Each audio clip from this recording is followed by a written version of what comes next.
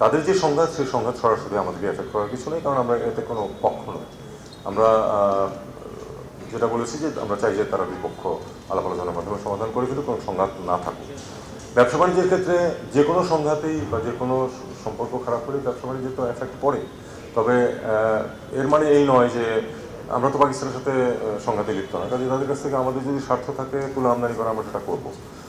ভারত আমাদেরকে যে ট্রান্সশিপমেন্ট সুবিধা দিচ্ছিল গত বছর দেড়েক যাবৎ, সেটা তারা উইথড্র করেছে।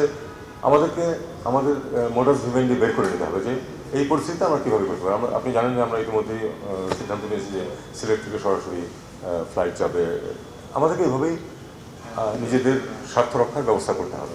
আমি মনে করি যে এটা এভাবেই এগোবে। তাদের সংঘাতের কারণে আমাদের ব্যবসা বাণিজ্যের এফেক্ট যদি হয়, সেই এফেক্ট যাতে বেশি আমাদের ক্ষতি করতে না পারে, আমাদেরকে সেই অনুযায়ী ব্যবস্থা নিতে হবে।